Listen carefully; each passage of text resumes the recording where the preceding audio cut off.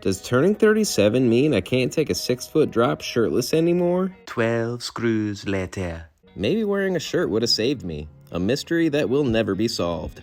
I'll never give up skating as long as I can walk, but I'm definitely looking for stuff that's more low impact now. I traveled to 3 different states, going from one end of the country to the other, and somewhere in between. Looking for my favorite kind of spots. Transitions. Let's start with the in-between. Good old Wisconsin. Hello, Wisconsin! Land of beer, cheese, and more beer. I saw this full pipe from the interstate. Seemed like it would be easy to get to. Just gotta do some light trespassing. It ended up being a half-mile hike through rocky hills, thorny shrubs, and barbed wire fences. None of this told me I don't belong here. I'm just a guy on a harmless adventure. Once I finally made it, I was in awe.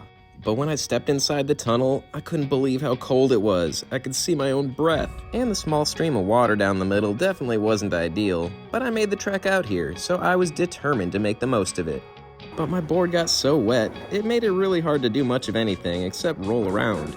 Even though I was soaked, I was stoked. This place is amazing. But when I saw this place, I had one trick in mind. My dream was to do a fakie shove, but I was rudely awakened by police interference. Unfortunately, I don't have any footage of this for liability reasons, but turns out the owners of the building that I parked at saw me walking towards the interstate with a long black object, and they immediately thought shooter. Needless to say, the police were ready with their own long black objects, but I quickly diffused the situation. When in doubt, bring up Tony Hawk. It'll get you out of trouble. When the business owners found out that I was just skateboarding, they decided not to press charges, which was pretty sweet, because we both could have been fined up to $1,000. Now we're on the Atlantic coast in Fort Lauderdale, Florida. No idea what purpose this thing serves, but it made for a fun little skate sesh. I love finding a nice rock. I found this spot right before a concert that I was really hyped for, so I didn't have a lot of time. But I got to feel out the spot, and I knew I'd be back. All right, done.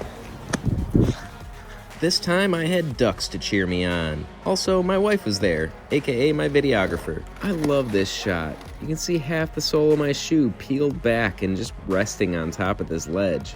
I didn't bring any spare shoes on this trip, but I still made it work.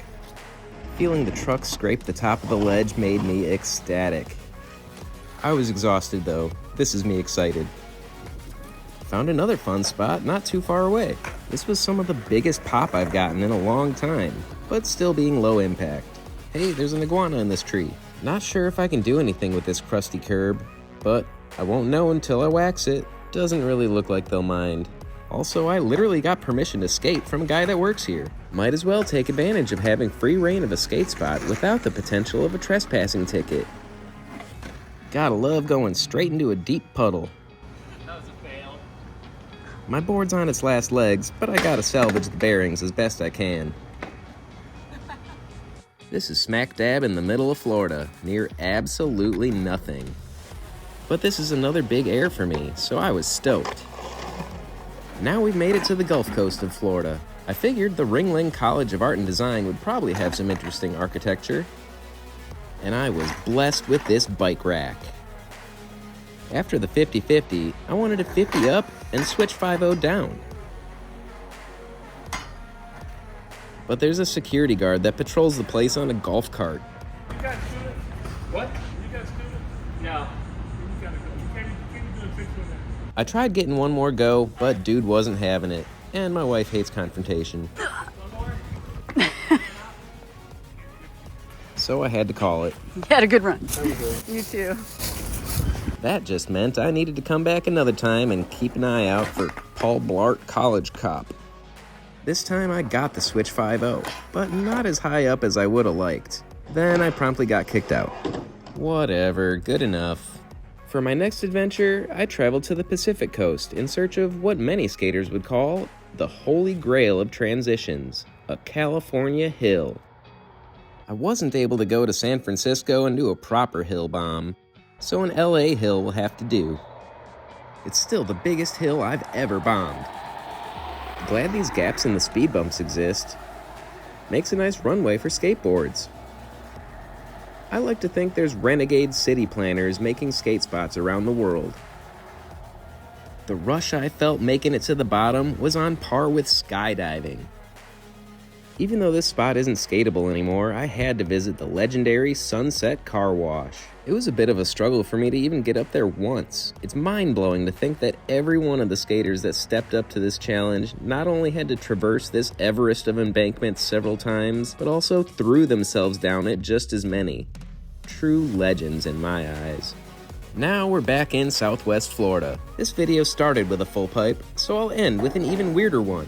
Funny how life comes full circle like that. This metal sculpture happens to be in the same city as the DIY in a swamp that my last video was about. Check it out for clues to the location. The colorful beams jutting through made for an interesting experience. There's only about 9 inches of clearance. Good thing I ride a 7.5.